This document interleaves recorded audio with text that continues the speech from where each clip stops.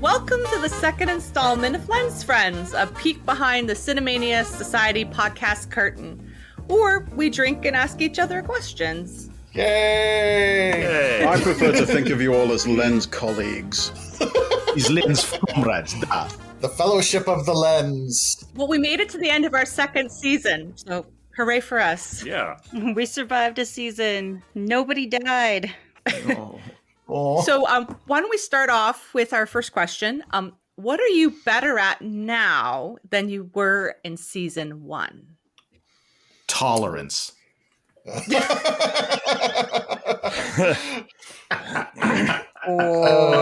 talking about alcohol or tolerance of people? For you people. Or a combination of the two? Oh, God. I think I'm less tolerant this season.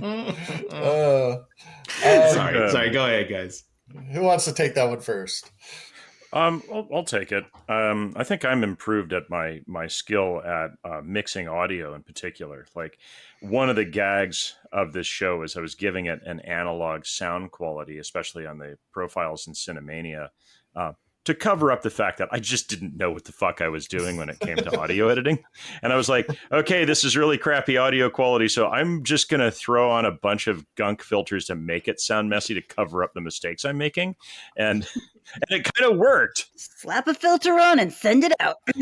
So, yeah, I mean, now it's become the part of the aesthetic, but honestly, like, I've developed a hell of a lot more skill because at this point I've edited like 150 episodes in not just an audition, but like learning how to level sounds properly and normalize things and get everything up to the right level. And, so in general, like there's no substitute for practice. And this show has made me have to practice something I didn't really know that much about to begin with. That's good. So I good feel skill set. very similar about voices.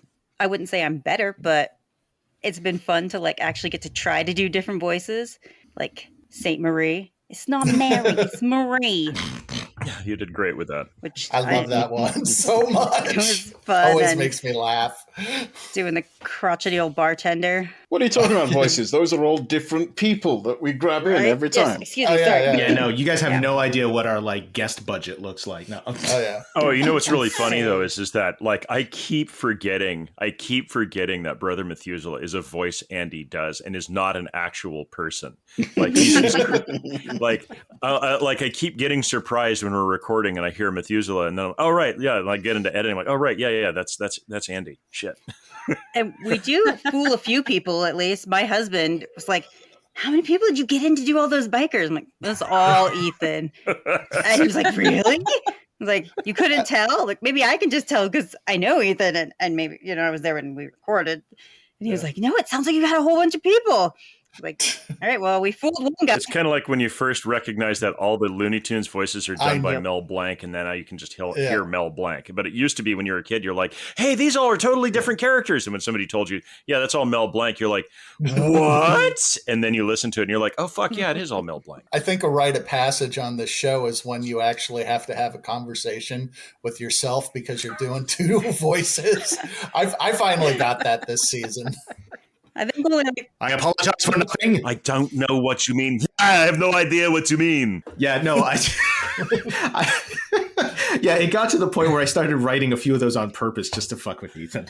I mean, and that's the kind of friendship we all have here. Yeah, no, that was that was based off that gag. What was that AI thing? The Eternal Conversation or whatever it was between Arnold and Herzog. Zizek, Vaslov, and Werner Herzog. You can find that somewhere online. Oh, yeah. Auntie, what about you? Anything you're better at? Yeah. I've definitely got better at writing scripts. I've been doing a lot of them this season. I actually looked back through the episodes, and I think I did about 4 out of the 7 movie summaries, something like that. And so Nice. I've really got a good flow going for getting summaries done and getting bits of scripts done in a way that I used to spend a lot more time. I'd be like, 4 hours putting a script together, and now I'm down to like 2. It's brilliant. Oh, Nice. Bravo to you. Yeah, and Andy's gotten really good. I mean, his writing is fantastic, and honestly, like he's been carrying a lot of the weight that I haven't been able to carry this season because, like, particularly the past year, my life has been an increasing dumpster fire. My personal life. So Yeah. And I honestly hate writing like the long movie summaries. So I can't tell you how much I appreciate that. Like I'm happy to crank out dialogue, but like, oh my God, those movie summaries. Thank you so much. Yeah, I don't mind writing the summaries. I actually would like to write more summaries. Does that sound weird? No, that's This great. this is all personal taste. Please, Andrea, please do so. Especially some of mine. Oh, sure. They all say they want to write the summary. I know I always add in stupid jokes that take up time, No, the but jokes are like, great. I don't know. The I find joke- that's the yeah. joy of it. yes, absolutely it is. That's this whole thing. That's what our entire script is a string of stupid Yeah. jokes that take up time. Well, Hey, I actually really feel like I've gotten better at writing too this season. Yes. I didn't write Yeah. as much last year. And I did mine, but I also chipped in on a couple others, You had a Yeah. couple of knockouts. I got to tell which was you. fun. Yeah, for real. I feel like I've written a lot less this I season. feel like Andrea, you've developed a more distinct. You're a more distinct voice this season than you were before. You Yeah. Yeah. rounded out into a personality within the Yeah. group. Well, maybe even I think I have a writing personality, as Ethan mentioned. Yeah, you really crushed it with Island of what was Lost it? Souls. Yeah, Island of Lost Souls. Island of Sloshed Gold. Yeah. But it was fun to do the rubber stuff too. That episode was really fun. Yeah. Yeah, and my piece on magical realism. Yeah, that was really good. Yes, I thought that was an excellent piece, but I, in particular, like my favorite episode of this season was the Island of Lost Souls series.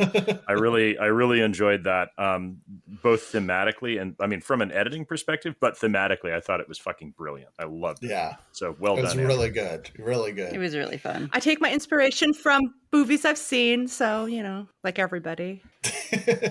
And seriously, I thought we just had AI do the movie recaps. I didn't realize No. that was Andy. Cheers. You're welcome.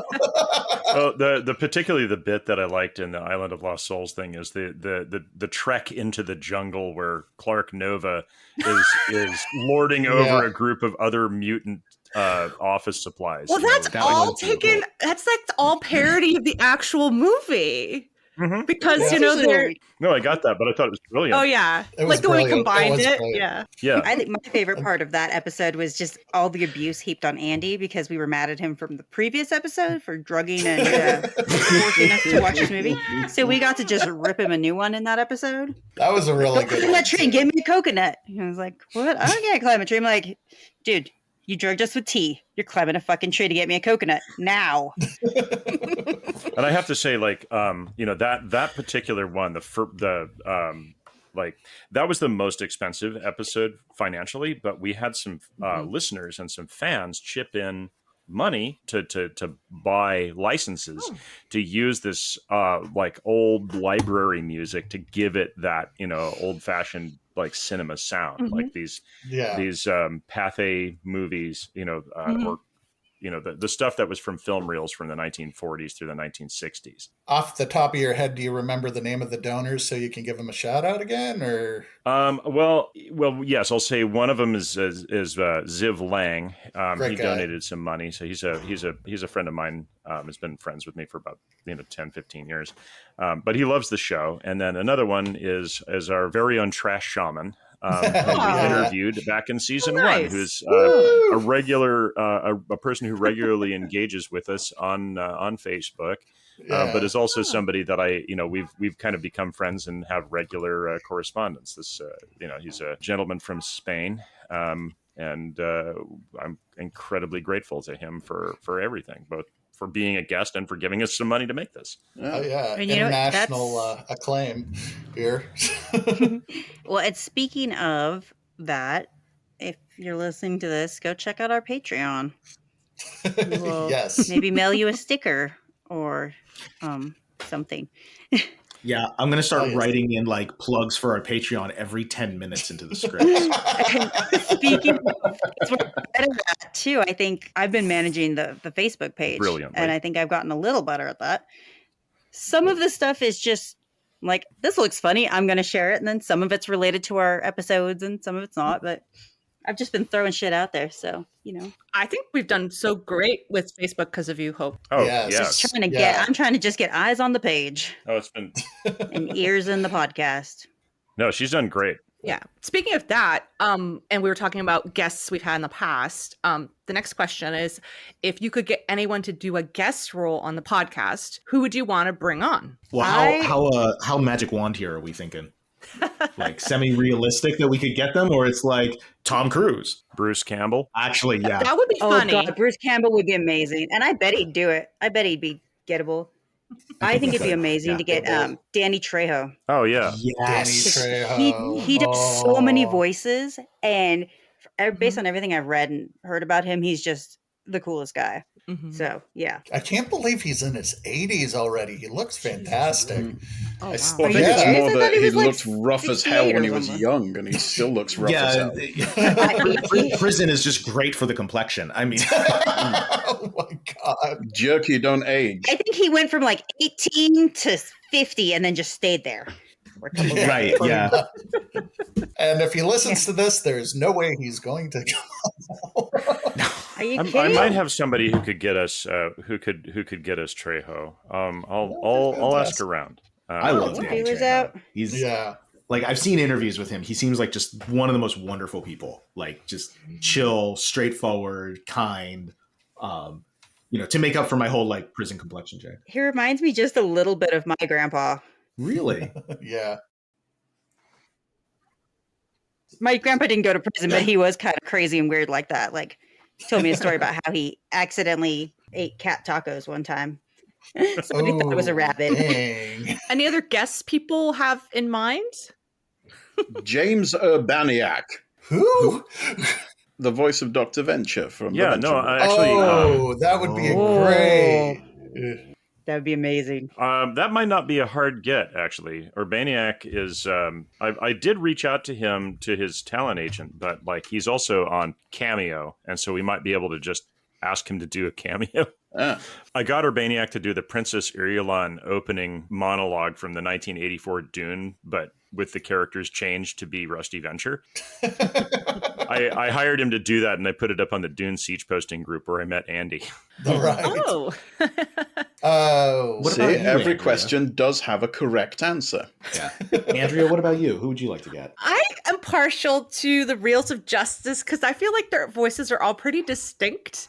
And I think it'd be Oh, fun if yeah. we got them to do a guest role on our show since we were kind of a guest role on their show. But trying to figure out what would be perfect for them. Like, do we accidentally get brought to prison or got brought before a judge because we do something and then they're the attorneys and the judge and stuff? That would be Oh, kind that's of great. funny. That's a great would be- idea for season 3 where we get hauled Yeah. in for show, like for stalking. Well, I'm not going to reveal anything. There's going to be but- some but- shenanigans in season 3, so it's Yeah, yeah. possible, Say right? it ain't so. Shenanigans. Shenanigans. This society. Yeah. No, I would love that. Shenanigans. Shenanigans. I think we should kill them because they know more about films than we do. Hey. I think it'd be fun to have the Reels of Justice, a couple of those guys as a guest roles on our show. Oh, that's easy. Yeah, we can get That him. would be We could make that it would be happen. fun, yeah. Yeah, for sure. They've actually asked if they could be on our show. Okay, so- but what about like a magic wand one, Andrea? Like you could just get anybody anywhere. Anybody? Mm-hmm. Jesus. I'd have to think about that harder. I don't have any off the top of my head. I know my magic wand one. Ooh. Yeah. Gary Busey. Wow. Oh God, that'd be great. I don't know. Random, but okay. I've actually worked with him. I was going to say we could probably get Jake Busey over Jake Gary. Busey, I would settle for Jake Busey. Yeah. Can we get maybe an explanation for why?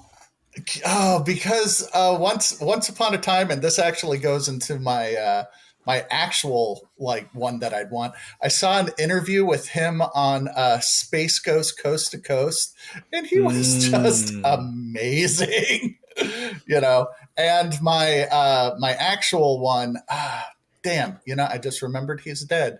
Was the guy who did the voice of Brack on Space Ghost Coast to Coast. And he also did, I'm forgetting his name, but No, he's not dead. He was devoured. Yeah, he also did. He also did that voice too, I believe. But yeah, I just have great memories of that. And, I'd love to get some like voice actors like that, like maybe any of the guys from Critical Role, or, oh God, I'm forgetting her name, but she's like that really big artist. Felicia Day. No, not Felicia Day. But she does have Day in the name, like Daily something. Daily Joel Osment?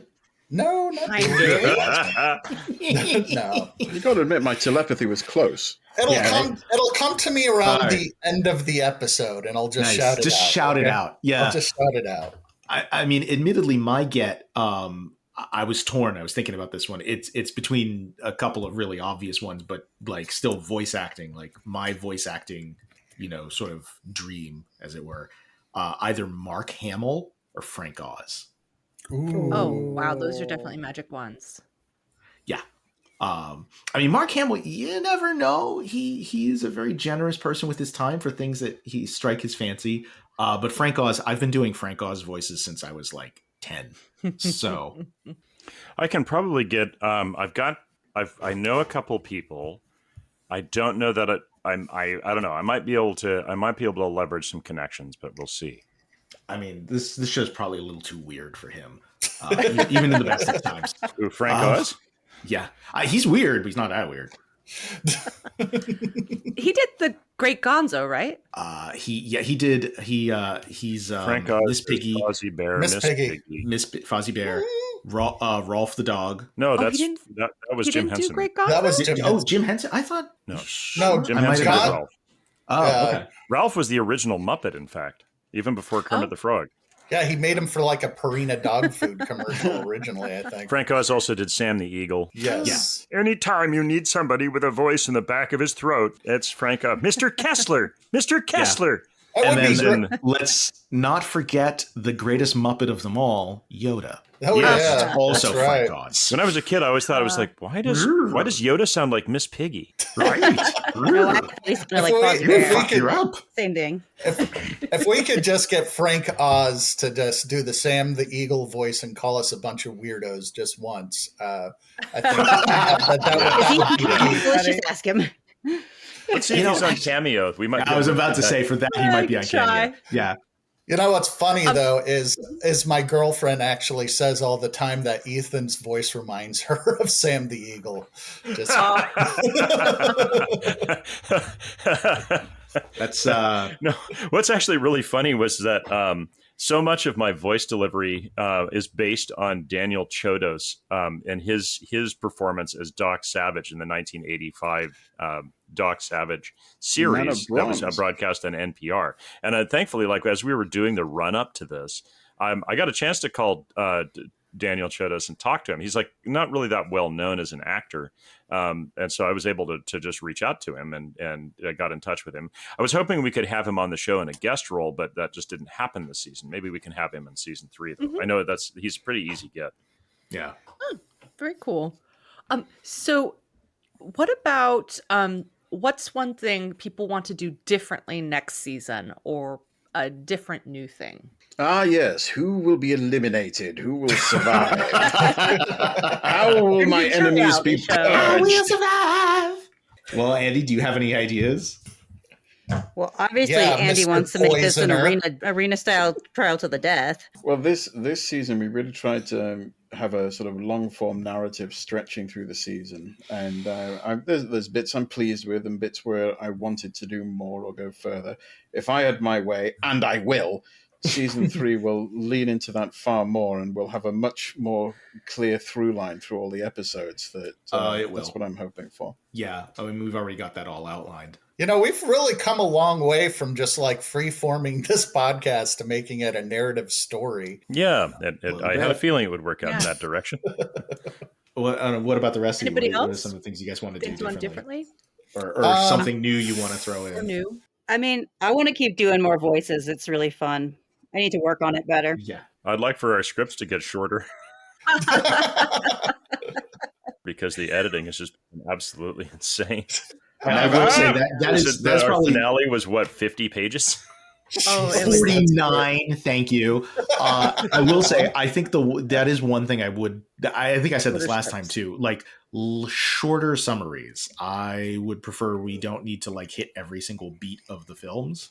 I'd rather Yeah, I kind know of hit you the mean. highlights and do more jokes. But that's just me. No, you're Well, now that right. Right. we're definitely doing more scripted stuff, and that fills in. So we need less of the summary. We're gradually shifting. We're getting better at it. I think we should do more and longer episodes. No, just kidding. Right, because we're not already stretched for time. I mean, if you want to learn how to do audio editing, Zach. I don't know. I mean, like, I'm kind of looking forward to where we're going to return in season 3. I want to definitely bring back the intersection of cinema and occultism that we were kind of had in season 1, which I know Daniel will be very happy to hear about. But like the kind of the gag was that we're looking at movies that have occult overtones or undertones as part of a feature, and we kind of got away from that, and that worked for season 2 because we were on the road, so we're looking at movies that are kind of related to that. But road trip movies or traveling movies was the theme movies that have travel 2. as a significant feature of them. But I do kind of miss the more like creepy occult overtones or undertones vibe. Well, we do have a theme for season 3 already picked out, right? Yeah. No, Yeah. season 3 is Get creepy pretty with just right. No spoilers, and not to give anything away, but we scripted it, outlined out season 3 pretty strongly. But Andrea, what about you? Something you want to do differently, or even just something like new and different you want to add to what we do? Personally, I would like to do help with more of the editing, even if it's just laying out tracks. Love to hear it. Yeah. Because I tried that a little bit, very little bit. My 10-year-old has been begging me to like somehow let her be part of this podcast. Oh shit, yeah. She wants to do a guest voice at some point, but it may have to be like yeah. The Shining kind of issue, like like the kid in The Shining never saw the movie, didn't know what was going on. His scenes were all filmed by themselves. It might be that kind of situation where she doesn't see the whole episode. She's mature for a 10-year-old, but not that mature. Well, especially since we swear so much. Yeah. Oh, she's fine with that. Our rule is until you know how to use a word properly, you know what it means, and you can use it in the right context appropriately, then you're allowed to say it. So she swore at me once. Very well. I shall teach her. If I'm allowed to spitball here, my kids wanted to get like their voices on the podcast too, and yes, they have not listened to this. Maybe we should have Auntie Hope doing a book reading at some point. There we go. We'll record Dark Arts and Crafts class. Yes, exactly. That could be kind of fun. I've talked about doing a kiddie conclave where like somebody accidentally picks a children's movie, like oh my God. God. They read the wrong synopsis, like have you guys seen that synopsis where it says I have a perfect idea for that. Oh, that would be a fantastic Reels of Justice crossover where it's like they have to do a Reels of Justice on a kids movie, but like it's a Cinemania movie. No. I have a great idea because since we were talking like a lot of these movies are movies that were traumatizing to us as children. We could do that, have them watch a movie like The Land Before Time. Or The Last Unicorn. That is the saddest movie ever. Can I just say that? How about The Labyrinth? But wait for it. Watership Down. Oh, God. Only if you're going to pay for those kids' therapy. Yeah, no doubt. Not fair. There's this great thing I saw, and it's like this guy says he's watching a movie and he describes it as this man has to find his kidnapped son with the help of a mentally disabled woman and go on a big long journey. And they're like, but it was Finding Nemo, Oh, Finding Nemo. So we have something. Well, so we have something like that where like Zach or Daniel or somebody was like, look, I found this review and we should watch this movie. It's going to be so great. And then we find out it's actually a kid's movie. So we bring in a bunch of kids from my Dark Arts and Crafts class to watch the movie. And we call it the Kiddie Conclave. And as our listeners are listening to this, yes, this is actually how we brainstorm ideas for things. Yeah, right. Just this process you're listening to right here. This is the magic. This is how it happens. And half of us are parents. Half of us in this group are allowed to raise little tiny human beings. Oh, God. It really should be licensed. I think The Last Unicorn might be more appropriate, only because Watership Down really was not intended for kids, even though we all had to watch it as children because our parents were goofy about it. Yeah. Well, the author of Watership Down came up with the idea because he was on a car journey with his children and they were passing a field with rabbits in it. The kids were bored and he just started telling them a story about, oh, look at those rabbits in the field. I'll tell a story about rabbits. And I don't know why he decided to traumatize them forever, but he did. Because he's English, that's why. Yeah, he decided, I will bring this nightmare to the world and all shall share my suffering. Fucking boomer parents. I don't know. I think we should do something more fun, like the Labyrinth or Princess Bride or something. A beloved classic. Yeah, so that's what I was going to say. Is the thing that I did want to add is not like instead of, but sort of like a few extras, like add-ons, like just more improvised stuff. And I think like having kids together do stuff is one. Like Andrea, I originally was going to like add on some stuff to your magical realism piece because I have a lot of thoughts about that too. But it was so good, I'm like, no, I'm not touching this. But I would love to do like a one-on-one conversation about magical realism with you, like in addition to like the profiles and stuff, right? Like just kind of take those opportunities when we get ideas, just like slap something together. Like it doesn't have to be a big scripted thing. It doesn't have to be a major recording session, but like just a few people want to do a thing. They do a thing. We throw it up on the show, No, that'd be good. I like that. So we're going to get more professional and less professional at the same time. We're going to have this There we go. line and this scripted stuff and all of this. Like That tracks. That tracks. Did very anybody well. else have something they wanted to contribute? Or Or should we move on to the next question? Let's move on to the next question. So this is a tricky one. Just kidding. How was season 2 different from season 1? We've kind of touched on it in certain places already, but They were pretty much for identical. one thing, I was right? there for the entire season, and so was Andrea. Yeah, that's true. Season 1 didn't have Alyssa that at the Alyssa beginning. wasn't though. Miss her. Yeah. Well, about halfway through season 1, there was a real tonal shift where we basically got our shit together and started scripting things out better and put together the shape of what an episode should look like. Yeah. And that was kind of at the same point that you added Andrea, too. Yeah, the back half of season 1 really shaped what season 2 would be. Yeah. So season 2 is effectively the culmination of what we learned from season 1. And then season 3 is going to be different again. It'll be amazing. The listeners are going to love it. They will laugh. They will cry. They'll kiss $10 goodbye. It will become a part of them. season 2, I think we introduced not just like the running plot in the main episode, but like that's when we really had like a running plot in the sort of side pieces, like with the High Council and stuff. Yeah, bringing in the High Council, that was fun. Yeah, that was Daniel's idea, and I thought it was brilliant. I love the High Council sketches; those are so much fun. Yeah, And we're high profile enough to actually have side pieces now, just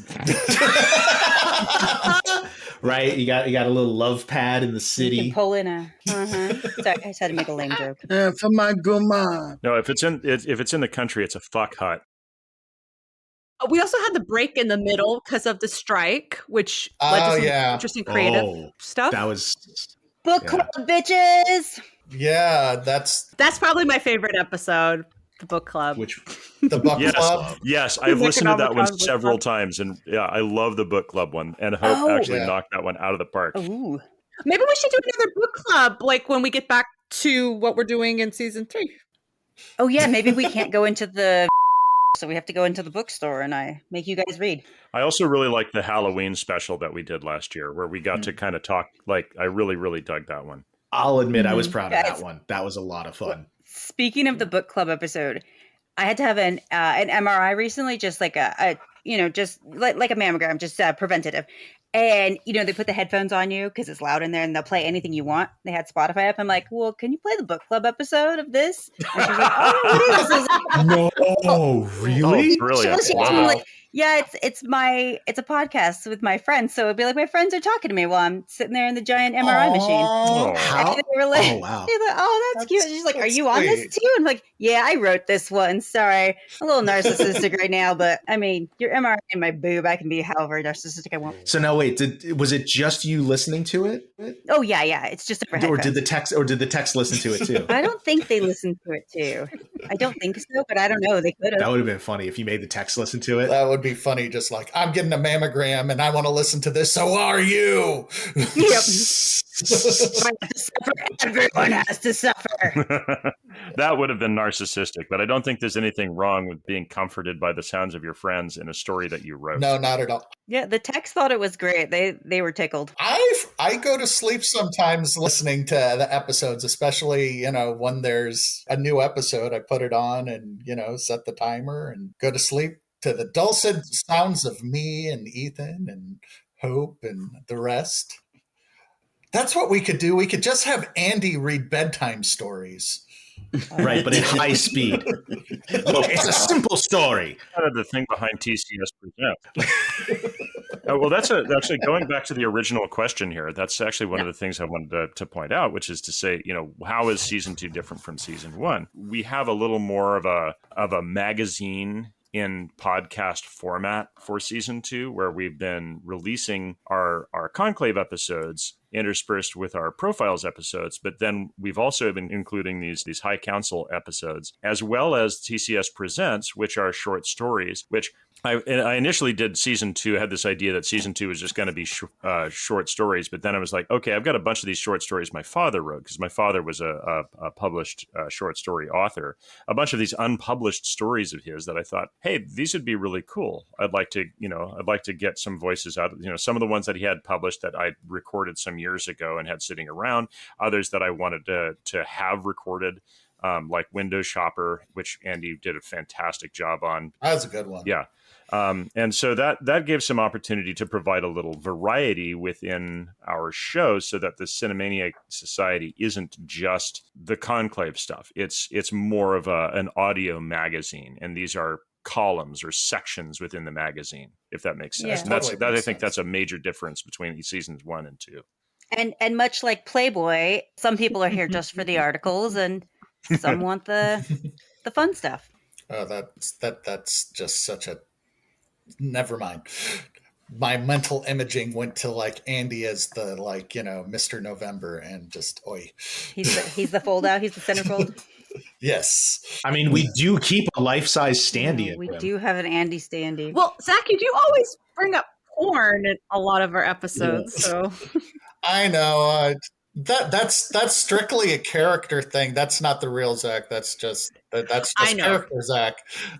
Yes. Sure. Yes. So speaking of things I'm doing differently next season.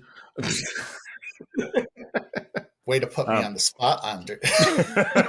Yeah, so next season, I'm definitely going to be way more problematic. That sounds right. Please do. One thing I have to say I was really excited about that we did this, I don't know if I'd say this season. Yeah, it would happen during the season, so I might as well say this season, is we were able to put together some funds, some of which came from listeners and some of which came from ourselves, to fly Andy out to California to get everybody here in the same space for the first time ever, and had a fantastic barbecue at Zach's place, and just just had a week of had good times with everybody in the same space. We went out wine tasting, we went to a couple of different restaurants. We generally had a great time. Andrea put together an itinerary of stuff, which naturally we were like, hey, this is great. We're going to improvise off this. But it was great getting to be in person together as the whole group for the first time. That was fantastic. I flew myself and Alessa out there too, and we it was pretty cool to get everybody all in one place. It was brilliant fun. It was a fantastic time. I think next time we do this, we're gonna have to combine it with my family vacation, and then we can do the Kitty Conclave in person. Hey, there we go. That would be great. Yeah, my kids come in and they'll argue and yeah, that'll be great. So thinking about what we've done so far and what we could do in the future, what movie do you really want to do, but the rest of the podcast wisely vetoed? We've vetoed 2 movies that we almost came to blows. One we even recorded a podcast for until we went God. oh dear God, no, let's not do this. And we got halfway through recording, we were like, Well, without going into too much grisly detail, yeah, I picked a movie that I vaguely remembered being weird and uncanny and interesting, and we got as far as recording it, and partway through we're like, this does not hold up. This is not good material. It isn't working. It was very French. And we Yes. we ended up we agreed it was certainly weird and strange, but it just didn't work for the podcast. And so, ironically, I then went away, picked a different movie, and it did brilliantly. We had a great time. It was a lot of fun. But it's not all smooth sailing. Sometimes we do have to say, nice movie, but not us. It had just a soup salt too much of rape. Yeah. But that got us to at the advertising movie, right? Yes. How to get ahead in advertising. was great. Awesome. We ended up with a nice interview too with the puppeteer. Yes, That's so right. much fun. Oh yeah, he's fantastic. You talk about Mike Quinn? Yes, Mike That's Quinn, right. the amazing Mike Quinn. Yeah. Quinn. Who was so happy to take questions that weren't about Star Wars. Right. I can't believe that was this season. Yeah, he was really surprised that we spent so little time talking about Star Wars, and that's where I was like kind of trying to take the piss out of him a little bit by like pretending that I didn't know what Star Wars was. Yeah, no, I remember that. That was great. No, it's just fuck you, Mike Quinn. You can't tell us what to do. You don't know what we're thinking. But yeah, so what about the rest of you? Like movie you want to do, and we all have just been like, yeah, no. I always want to do like movies that are just not terrible enough for us, or like they're too mainstream. Like I would love to do The Labyrinth or Princess Bride or something like that, but it's just it doesn't fit our aesthetic. Ethan and his goddamn aesthetic. The aesthetic. No, I think Labyrinth could work. There's some I think we could occult do overtones to that. Like we could do that. Well, also, David Bowie alone is a massive cause of Cinemania in that movie. Yeah. I mean, I keep on bringing up RoboCop, but you guys You keep bringing up Buckaroo Banzai. There we go. And Buckaroo Banzai. We And you can't guys are do like, a no. film that already has existing podcasts, plural, devoted specifically to that film. Yes. Well, we could, but I don't know. We did Dogma. The one that I wanted to do that you guys vetoed, actually, I brought two that you guys vetoed Yes, you before we did could even veto. record it. One of them was a Fantastic Planet, which is an animated feature from the mid 70s, which is wildly weird. And you guys were like, no, that's too French. And then I brought up, fine. How about the Holy Mountain? Alejandro Jodorowsky's also. No. You're like, I know. way. Pretty much no to anything Jodorowsky. I'm sorry. I have taken film classes. I know, and right? spent way too much time on it. I actually did want to do Fantastic Planet. I think I was the only one It's with you on 3 that. hours of almost complete silence. You and Alessa wanted to do Fantastic But Planet. yeah, Nobody else wanted to do it. No, Jodorowsky is completely out the window. Well, Wait, you don't want to see the movie where they have the guy shit the golden turd? Oh, No. man. no. I've seen it already. Thank you. Yeah, Once is enough. exactly. But Ethan, It's like wasn't watching there- El Topo. Wasn't there No. a movie where you and Zach disagreed and you said, if you pull the nuclear option, then I pull the nuclear option? So we like had a Cold War and decided not to do it. What were those two films? Mutually God. assured destruction. I Destruction. You said, if you choose this film, I'll choose this film. And so we just didn't do it.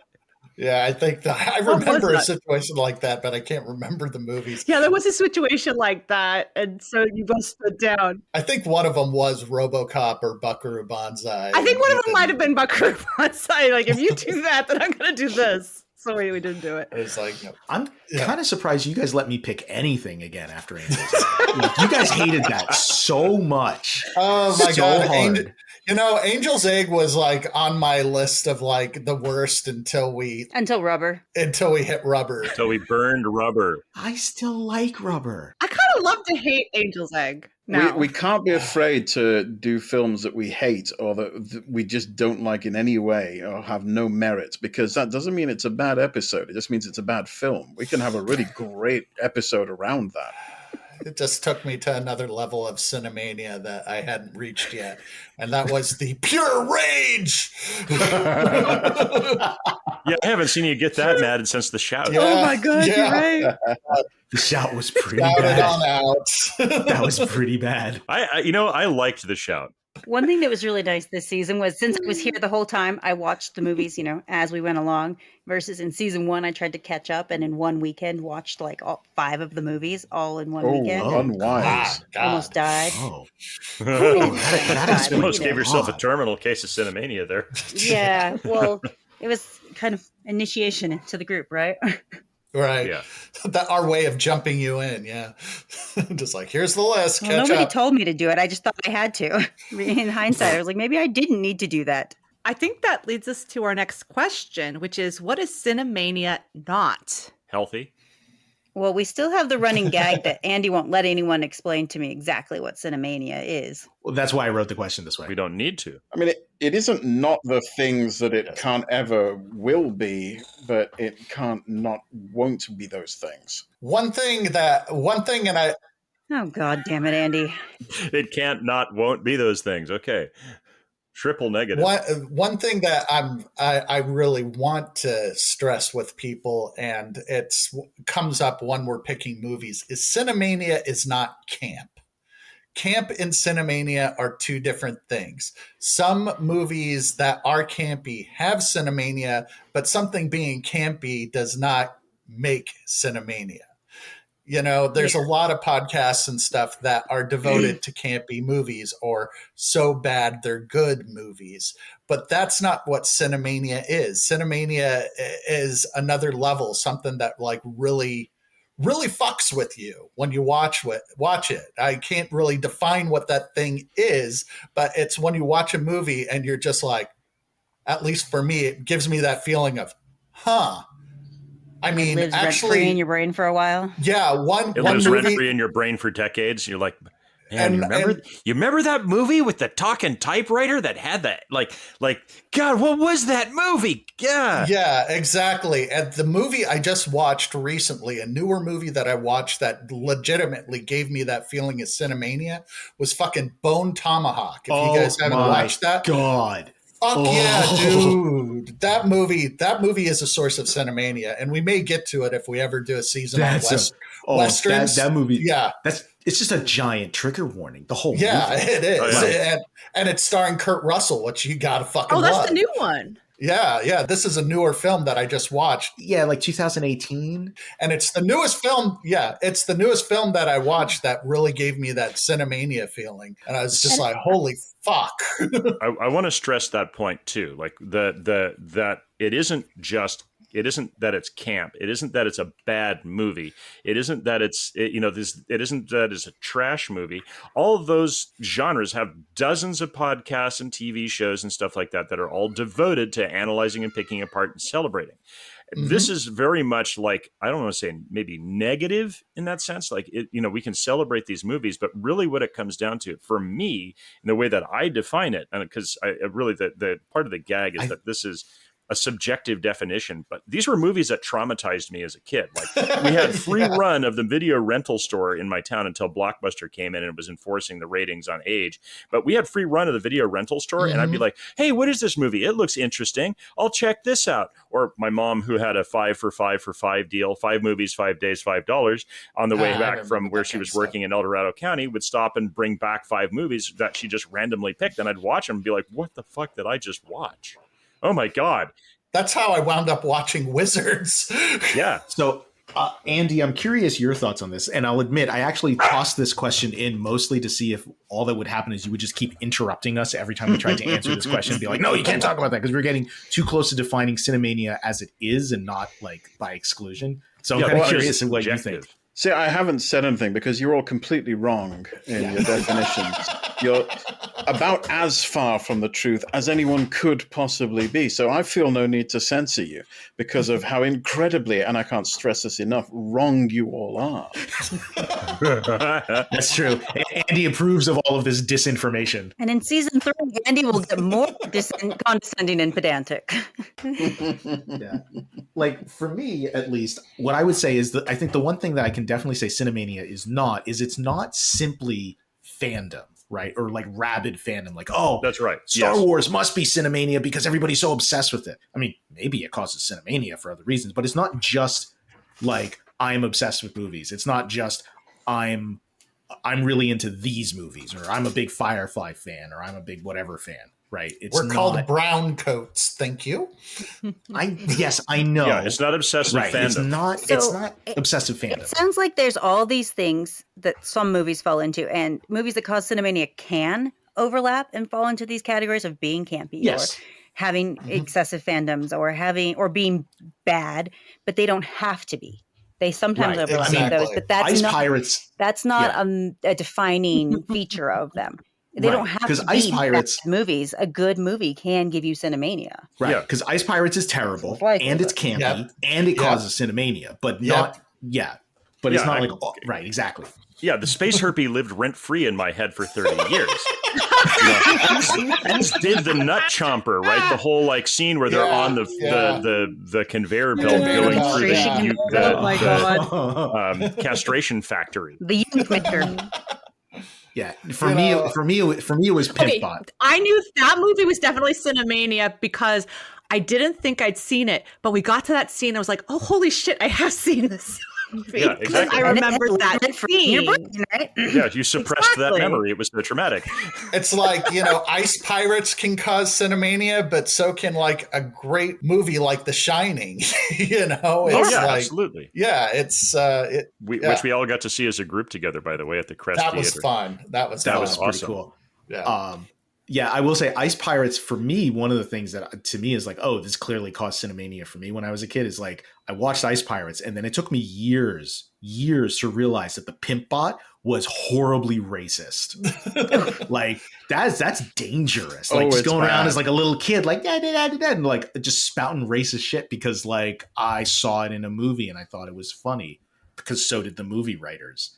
But fucking Pimpbot, man, like oh my god. Yeah, so that kind of sums up what Cinemania is not, but we haven't fully defined who is actually in charge of the group.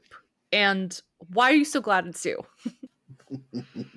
Oh, I don't claim to be in charge of anything except for keeping all you idiots in line when you're acting like children. I thought you were in charge of the working with booze. children. Oh yeah, because I deal with children all day. It's it's a necessity. I don't seek leadership, but sometimes life thrusts these things upon you, and I'm glad it's Into me you. because you need me. You need me to dominate your lives like a British overlord, reconquering what was once lost. And that's I what thought you we deep agreed down no want. leader. That's right. So shut up and do what I say. I'm just in charge of the door. Okay. And you do a fine job of that, Zach. Fine job. Yes. You I gotta do. know what your door situation is. You have to I mean, know what your door I thought we were an situation is. autonomous collective. No. You're fooling yourself. We take it in turns.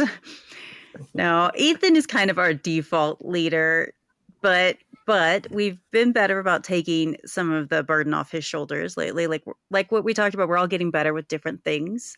And so we're all kind of leading our own areas and we're doing better at being an autonomous collective.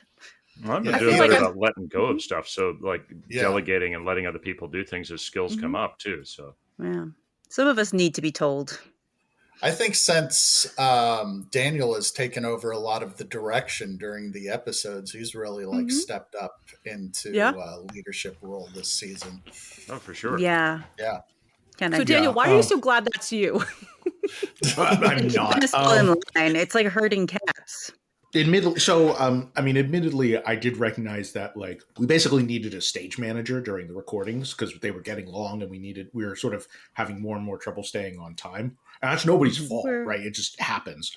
So We're a bit rambly and we all kind of have borderline ADHD. yeah. Some of us are. So, I mean, I've been a stage manager plenty of times, and also my day job involves a fair amount of directing people. I'm swallowing that down hard. So I was like, all right, I can do this during the recording sessions. I had meant to do more like We appreciate it. administrivia assistance outside of the recording sessions, and just life has not allowed for that very well. So I'm going to try to get better about that next season. But yeah, so I mean, that's just it. We just need a stage manager. That's all. I mean, absolutely. And I like to think I'm in charge of the scheduling, the herding Yes. of cats, so to speak. Yes, Thank you. very much so. So, and we're going to get that group Google calendar thing going as soon as I figure out how to sign into our shared accounts. I tried to do that. I tried to be the schedule keeper and it was not working. You took over and it's much better. Yeah, I tried to put this all on the calendar one of and it those didn't things. Yeah. So I'll recognize the Gregorian calendar when I'm cold in my grave.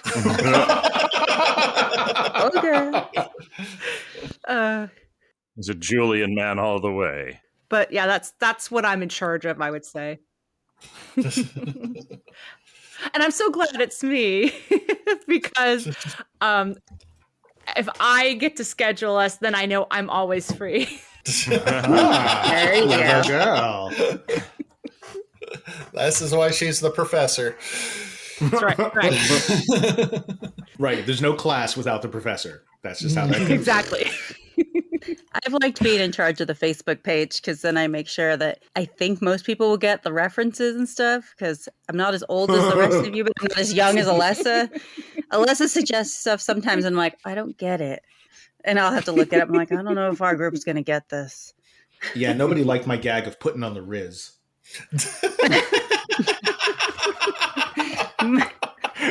Well, it's the people who understand Riz and the people who understand putting on the Ritz as a Venn diagram are two separate circles. They do not interconnect except for us. Yeah. Yeah, it's like the 1920s and the 2020s. There's just not enough overlap there. They didn't put that together. Just like they do internet with the 20s.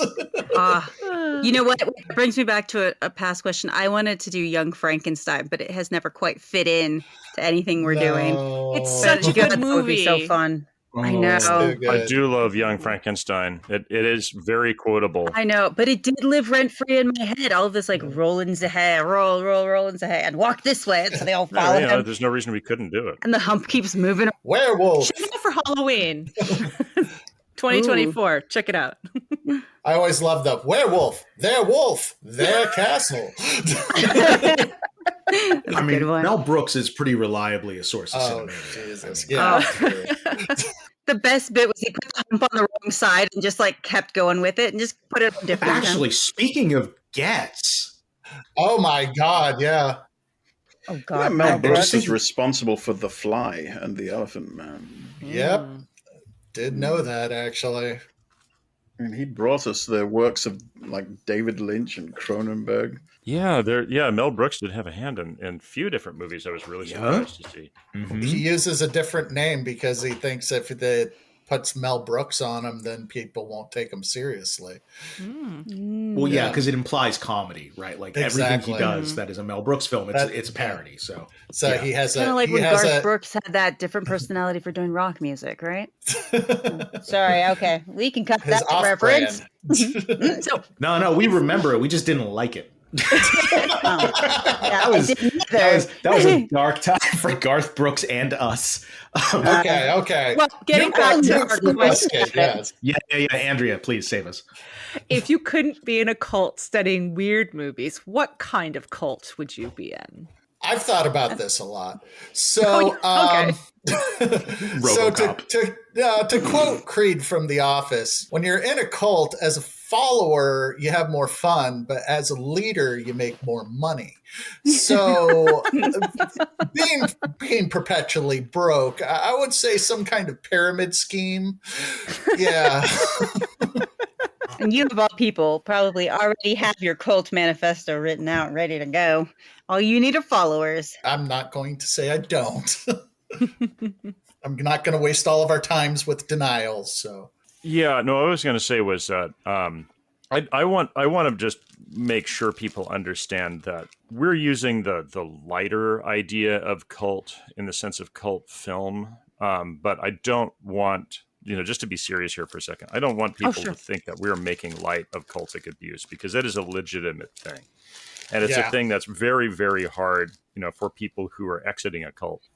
There's a lot of crossover between authoritarian behavior and authoritarian political systems and cults. Those Venn diagrams are almost a perfect circle. And there's a lot of, we're kind of making light of this. That's why I kind of play the role that I do in the character that I play on the show, is as a high-handed and arrogant and pretentious asshole, is because I am kind of making fun of cult leaders being these, narcissistic abusers. And so but for those people out there who are, possibly listening, who have escaped or exited a cult, please understand that we're not making light of your experiences. Yeah. I would say, here the term cult probably refers more closely to like, quote, secret society, right? So whether you're talking about the Shriners or the Masons or the Odd Fellows, right? Yeah. Or, I don't know if anybody's ever read. Yeah, like secret society in the sense of like the Masons or the Odd Fellows. And when we're talking about cults, we talk about cults strictly in the cult film sense. Yes. Yeah, I don't know if anybody's ever read the book Masters of Atlantis. That's a really good parody of the kind of like lazy secret society that I think, to me at least, was a strong inspiration for this whole podcast conceit. Or if you watched the Pentaveret on Netflix, the whole kind of goofiness, that's the kind of secret society we are, where, we think we're smart and fancy and important, but we honestly have no clue what the fuck we're doing most of the time. As soon as you said that, I heard Orbital's The Box pop into my head, so thank you. But there's no like singular charismatic leader exacting like exploitative control. I mean, we joke about certain kind of things Andy, but I don't know. He's too disgruntled, I think, to be. I mean, pretty much exchanged the word cult for secret society. I mean, I think we're using the word cult as just a byword, but we really are. What we're really talking about is a secret society, not a cult. and the secret societies can have a greater or lesser cultic milieu, but a cult. We're using cult as in a cult. A cult, right? OCCULT. Exactly. Not a space ULT.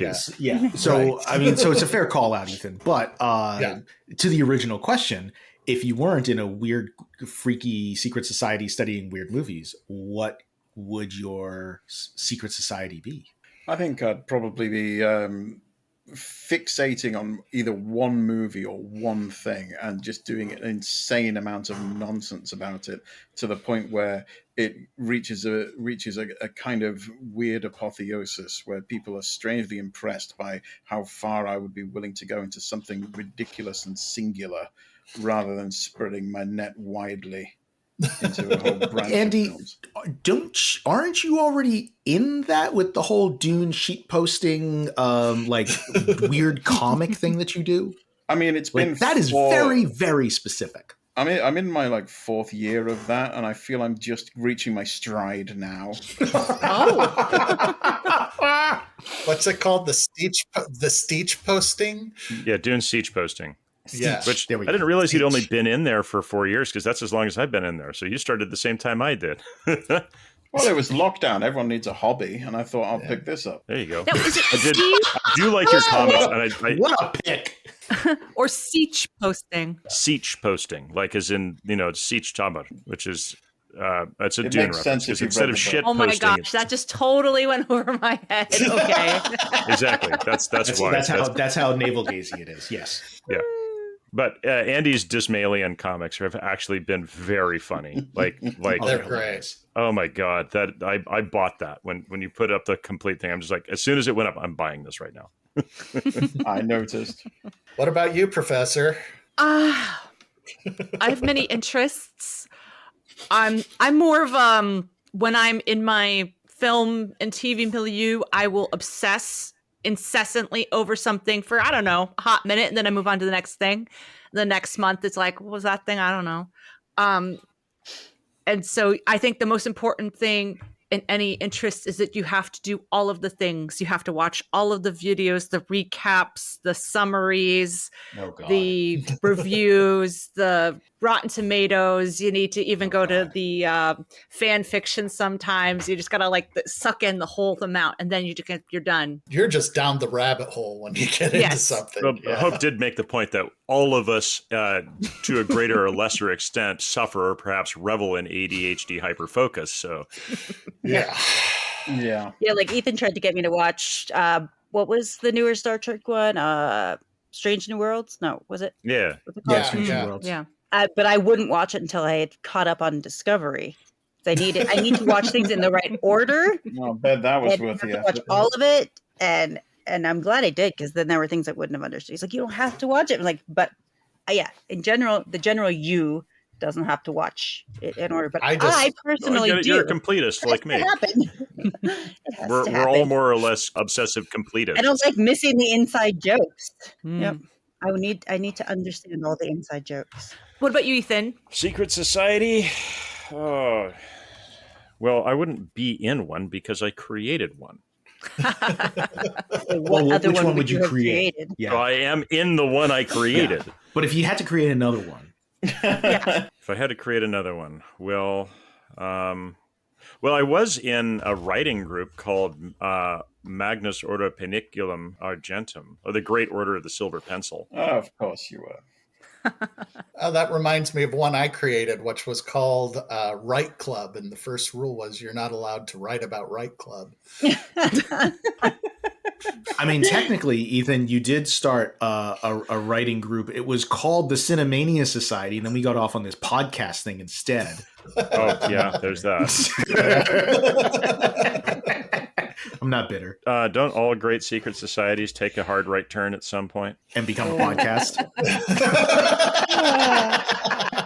Puns, you guys, the puns. Did anybody else want to share? Stay tuned for the Masons podcast. I don't know. I think if I had any kind of secret society group, it would probably involve children. I'm always surrounded by Oh, children, no. and children gravitate towards me. So I would probably have, like, Sounds awful. I don't know, the Lollipop Gang or a group of Oompa Loompas or something. That's where I'd be. Lollipop Gang. The gang of murderous moppets. I would like to preemptively not listen to that one. I was just about to say the Lollipop Gang should be like knocking over banks in LA is what they should do. Or like the bit from Futurama, we represent but are legally distinct from the Lollipop Gang.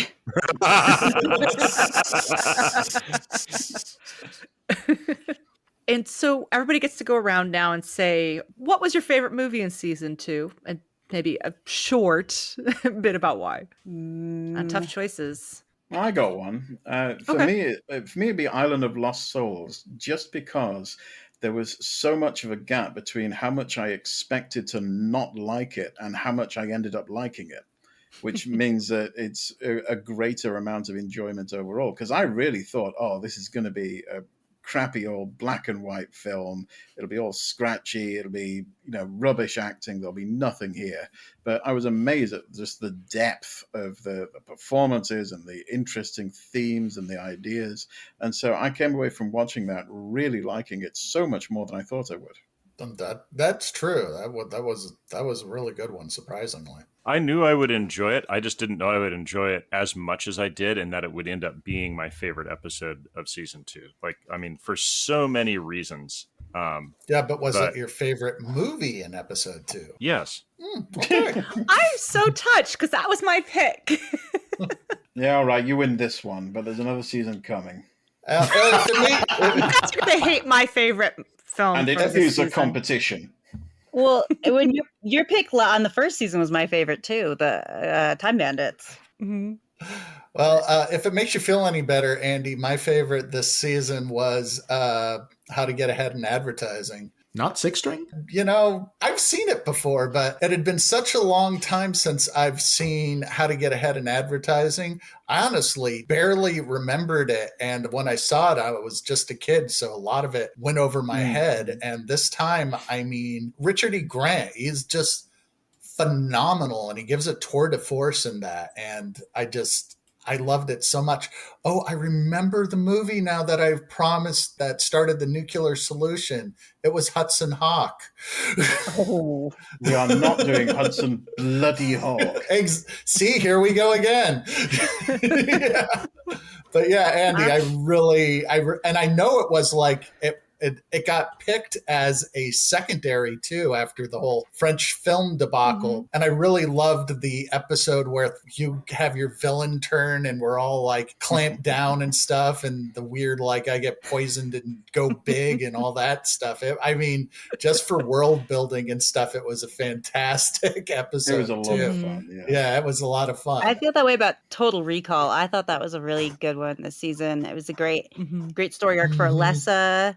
You know, Uh-huh. Yes. it Oh, really yeah. added a lot to our thing. Agreed. That's my second Yeah. favorite. I really enjoyed that one. And we got a lot of really cool profiles out of that. I got to write a profile of Robert Picardo, which was really cool. Yeah, we got some excellent Yeah. profiles. But I also really liked the book club was one of my favorites too. I loved when we were like brainstorming who was going to read what. Like I assigned Yeah. everyone the Necronomicon, and then we like were brainstorming what everyone was going to read on accident. And it turned out Yeah, the just Necronomicon was actually a real thing. You can order it Oh, on dear Amazon. These God. are all real things. Yeah.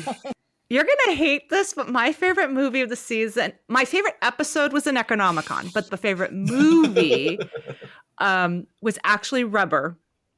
Oh, God. Why? why? Because I expected nothing out of it, and I was tickled by the way it poked fun at itself, and yet also wasn't completely horrible. Like a lot of the effects. I disagree stood with that out. last statement. It was I think horrible. no, I think there's something to be said about that, because if you know you're going to enjoy something and do enjoy it, there's no surprise there. But if you think you're not going to enjoy something and turn out to like it, that's way more of a thing. Like the whole sheriff bit, I found fascinating. Sheriff Chad. yeah. That was pretty great. I don't know. There's something about it. Like, Yeah, no, I liked Rubber. My Fuck that film. affection for that movie was not shaken by our episode. I know everyone else hated it except you and me, Andrea. I don't know. Maybe we take it to Reels of Justice, but Oh God, that's how we get them in. We're all arguing. You guys take one side and we take the other side, and then they come in to litigate. right. Not litigate. What's the word? I mean, Arbitrate. Arbitrate. That's the word. My favorite episode is this is no surprise. Like with most everybody else, I think the book club episode is Yeah. fantastic. I also really like the Halloween episode. You're We had a welcome. bunch of good episodes. I loved Alessa's turn in Total Recall, like what she wrote for herself. That was amazing. I was I was Yeah. admittedly a little nervous about tackling that subject, right? Because I mean, this is a very goofy, not serious, tongue-in-cheek podcast. And often the characters are doing and saying terrible things, and that's kind of the intention, right? Mhm. But like She did it so well. that doesn't always come across in the medium. But you know, it was She did it Alessa. well, and she had control of it. Exactly. I Mhm. really appreciated how you guys just gave Alessa control of the story. She wrote her story that she wanted to write, and I think she Mhm. was pretty happy with how it worked out. I'd love to hear from her. Maybe we can get her if she can join us for like a few minutes somewhere to talk about Yeah. it. But I will say, probably also no surprise, like my favorite movie going in was Dogma. And I liked a lot of Yeah. the movies we did, but like nothing quite shook it from its top place. I mean, I've loved that movie for forever. It's just such a great It's a movie. great film. I've just seen it too many times. I can't like it as much anymore just because I'm too familiar with it. Well, to me, it's also representative of like Jersey culture and like a Jersey boy making good in the film industry. Though I know we talked about how that's kind of misleading to a lot of people. There's a lot baked into it for me of why I love that movie. But there were a lot of good movies this season, including Rubber. I get what you're saying. One of the reasons I love Lost Boys so much has nothing to do with the film, but the fact that it was shot in my hometown of Santa Cruz. When I lived there. So when I watch it, I recognize like my hometown in the 80s, which doesn't exist anymore. There's a lot of stuff that like got destroyed in the Loma Prieta earthquake that, you can only see really in Lost Boys and stuff. Yeah. But so I get that whole the Dogma is like an extension of like what you remember and like about Jersey. So Yeah. But I mean, I have to say, but putting aside Immortel, which learned how badly that helped, because I liked that movie when I saw it like in college, but it did not hold up. The only movie that I genuinely didn't like, and this surprised me, was Ice Pirates. Like it was like I remembered it as like, oh, it was fun bad. No, it was just really bad. Like watching that movie was a slog for me. But everything else I really enjoyed. You know, the movie was bad, but I think that episode really, like, you know, written and stuff, just with the whole Captain McBlood Gulpers. And stuff. The episode was a lot of fun. So yeah, fun. that episode is pretty fun, and I think really like started off the season really with a bang. Oh yeah, the episode was good. Though I will say the episode, partly because I hated the movie itself so much, was like a reminder to me of how much I want to start to trim our summaries down, because editing, because I know I haven't been able to put as much time into writing as some of you, but I try to like bring the editing. Editing the summaries on that piece of, oh my God, just interminable. First, we're over here. Oh, and then we're doing this. Oh, and now we're in the Mad Max thing. And now we're doing this. And oh, Bruce Valence is like, what the fuck? Like, Jesus Christ. And not even in a fun way was it all over the place. It was just awful. Oh, my God. I would say there was so had fun writing on that one. Like, we got so many good jokes. I love the end bit where like it's on fire and going into the river. And the script, the story that we've got, totally great. I'm just talking about the movie and the summary we had to do with the fucking movie. I just love when Andy was like, at least the water will put out the fire. I'm like, explosion. I loved all the names for like all the food things and stuff, and little like, you know, the nuggets, quote unquote nuggets. Yeah, the didn't say chicken. Should I be worried about that? Yeah, like for basically what is more or less the like 10th or maybe 11th or 12th episode of a podcast by a bunch of amateurs, I would say that the script that we wrote as a frame tale around it was better than Ice Pirates.